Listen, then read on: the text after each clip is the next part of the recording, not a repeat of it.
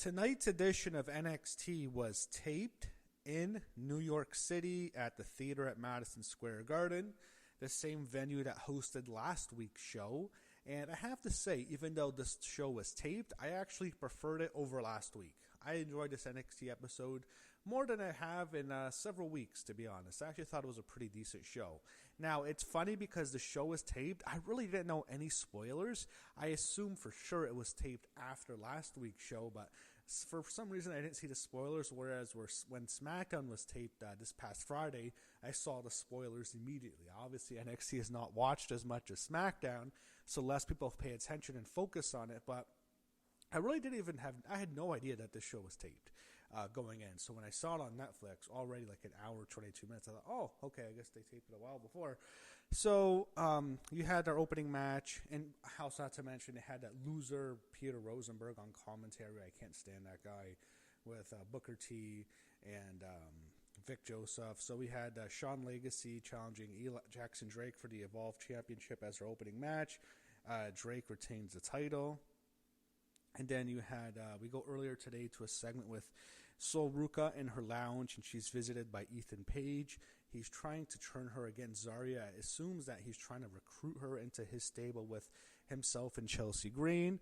Then Miles Bourne walks in. They go back and forth. Fatal Influence was out next for Fallon Henley's match. Then we have a John Cena interview, another clip. I think this is the exact same thing we saw last night on Raw. Then we go to the Women's Speed Championship. Fallon Henley against Zarya. I have to say, I thought Fallon looked great tonight. The time expired, and I actually really liked it. I was thinking, you know what, that's actually a good idea. You know why? Every single time they have speed, it always ends like in the final 30 seconds. For one time, let it go out. So it's going to build more anticipation for future matches that we'll see in the speed division. But they decided to do sudden death overtime. I guess it was a title match. It made sense, but I hope they do more draws for speed because it adds more suspense in the future. But you had Ava come out, and then she made it a sudden death match. Fatal Influence interferes. I think Zarya was going to spear Fallon on the outside, but Laney grabbed Fallon, pulled her out of the way, and Zarya goes diving into the ring steps. In the ring, Fallon hits a Shining Wizard and her Faymaster move, and then she pins Zarya, and Fallon Henley is your new Speed Champion. This is now the second belt she's held this year. Earlier this year she was the North American Women's Champion, so now she is the Speed Women's Champion. That's good for Fallon. I do like her. We go to a Charlotte Hill promo. I don't know, what is this guy supposed to be? It's almost as if he's doing the Ali hacker gimmick. Remember, Mustafa Ali was supposed to be the hacker during the Mandy Rose and Sonya Deville rivalry. Wow, that's going back. That's going back in time, saying those names. The stuff with Otis and Dolph Ziggler. Remember that? I was thinking, are we getting a retread of this? He's a hacker, and they've done this hacker gimmick before. I think Dijak or someone was supposed to be a hacker, so they're obsessed with doing this gimmick in NXT for some reason, but I guess this is Charlotte Hill's new gig. He's going to be the hacker. We go to John Cena, and he officially announces the Iron Survivor men's match. All the participants. First, it's Javon Evans, Leon Slater, Joe Hendry, and I have to say this about Joe Hendry as it relates to John Cena. Mark Henry, the world's dumbest man, that's what I'm going to have to start calling him now, had the worst take I have ever heard this past week when he suggested that after John Cena loses to Gunter or whatever in his last match, Joe Hendry should come out, ask to wrestle John Cena, lay down, let John Cena pin him 1, 2, 3, and that's officially John Cena's last match because Joe Hendry wanted to wrestle him so bad. Mark, that is without question the dumbest idea I have ever heard. I have never heard a worse wrestling idea in my life. What a way to make Joe Hendry look like an absolute fool. What the hell is that? Oh my God, that is such a stupid idea. What a stupid idea. I can't believe Mark Henry said this. Anyway, I also wanted to mention John Cena was doing the Joe Hendry poses. I don't think he's going to get to wrestle Joe Hendry, so sorry for the Hendry fans. But it's weird because I thought Hendry was going right to the main roster. I guess he's staying in NXT. He also announces Dion Lennox. And in the fifth spot will be either Miles Bourne or Trick Williams. Winner of the match tonight would get the final spot. Jordan Grace is out next, and Lee comes out, who is the former Xia Li. Then we go to break. We get an NXT focus on Izzy Dame explaining why she turned on Tatum Paxley last week. Then we get the TNA Knockouts Championship defended in a triple threat match. Kalani Jordan defending her title against Li Yingli and Jordan Grace. I thought it was a very good match. Fans are into it. And I think the fans were kind of tired by now because they'd seen a lot of wrestling. But they had a really solid matchup. And Lee actually wins the belt. She brings it back to TNA. Carlos Silva was in the crowd along with Tommy Dreamer. And Carlos actually awarded her the belt. A nice moment for the former Xia Li. She was released last year.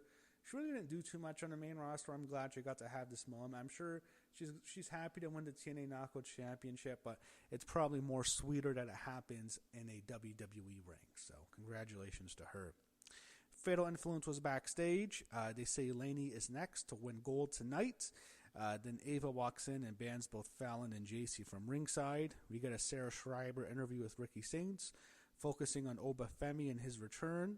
Kendall Gray was out next. She is the Evolve Women's Champion. And we had a title match for the Evolve Women's Championship. Kendall Gray defending against Laney Reed.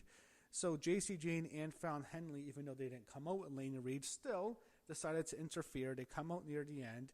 And what happens is Ren Sinclair kind of fights them off. And Charlie Dempsey aids her. And I think all of them end up getting ejected. Eventually, Kendall finishes off Laney Reed to retain. Match definitely had a lot of issues. Wasn't very good, to be honest. Kendall I like a lot. She has a lot of potential, but this just wasn't a very good matchup. I think there was a lot of mistakes. Both of them are very green, and they're both going to be in NXT for a while. I don't know how much potential Laney has. We'll see. But Kendall, I think, is a major superstar in the making. I think she can be the top female star on either Raw or SmackDown. That's how highly I think of her. Mainly due to her background. She has a legitimate background. She's very attractive, obviously.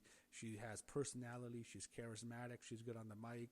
But, she's still very inexperienced and trying to get better. But, she just needs more time. I really think she can be a major star. We get a Dark State segment, I don't care. And then John Cena had the second video promo. This time he announces the Iron Survivor selection for the women's match. And there was no fifth participant in which someone has to win a match to get in this time. He just announced all five. First was Sol Ruka, then Lola Vice, then Kalani Jordan, Jordan Grace, and this was a bit of a surprise. I wasn't really expecting this one. Kendall Gray, no Jada Parker. Why don't they use Jada Parker? She has so much potential, man. People like Jada. She's very attractive. Like, why aren't they doing more with her? I like Kendall. I'm happy she's in it, but I was expecting it to be Jada. Why aren't they using her? I just don't get it. Maybe they're going to call her up like they did with Lash Legend recently, but what are they doing with Jada now? They don't even use her. And we have to have JC Jane have 7 segments every week as fucking champion, who's not over, who no one really likes. She's not good in the ring. But why don't we get anything with Jada Parker, who people do like? They're interested in her, and she has so much star potential. She's never on TV. Why aren't they using Jada? I don't get it. And I don't think she's coming to the main roster. Now is a horrible time to debut. No one wants to debut now. End of the year, not many people watch. It's Christmas time. It's before the Rumble next year.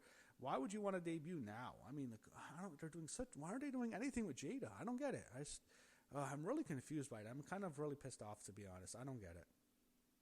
But the other 4 I like, and I'm happy Kendall's in it. I think it makes more sense to have Jada. Anyway, we go to, they preview next week's NXT show. Then we get Miles Bourne and Trick Williams in a qualifying match. Miles won the match. Right decision. Really happy to see that. Don't like Trick Williams. Bye, Trick. He sucks in the ring still. Don't want to see him anymore. He's done in NXT. He's overstayed his welcome. I don't like him. I don't want to see Trick Williams on my TV screen anymore. So I'm glad Miles won.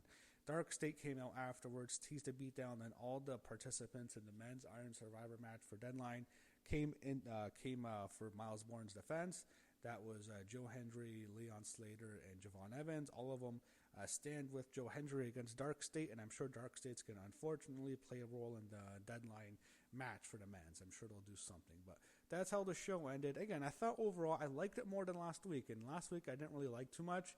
It was the MSG show. It was, I guess, the second official show on MSG this year. First was Roadblock, which was the show of the year for NXT, easily still, and that includes all PLEs. That was the best thing NXT did all year was Roadblock, which was awesome this year. Then the first Gold Rush, didn't like it too much, but I actually liked this Gold Rush more than last week, and that was a surprise, even though it was the tape show. So that was NXT, and I guess also John Cena made his final appearance ever on NXT. I still remember John Cena a couple years ago. He appeared on an NXT episode. It was the same episode that The Undertaker appeared on. That did a giant rating, and then he also appeared on NXT once when he I think it was the first NXT PLE, or I guess I don't know what they would call it back then, special event. The first Arrival show, he actually appeared and endorsed the new NXT champion at the time, who was Adrian Neville. So those are some John Cena memories on NXT. And this was actually, to be honest, this is John Cena's final appearance. It's not a live appearance, but it's his final appearance on a WWE TV show as an active performer. As the next appearance will be on a PLE, and then the next one will be Saturday Night's Main Event, which is not really like a TV show every week. So that it's officially John Cena's last appearance. So that was NXT, and we'll see what happens next. As then the focus now is on the Deadline.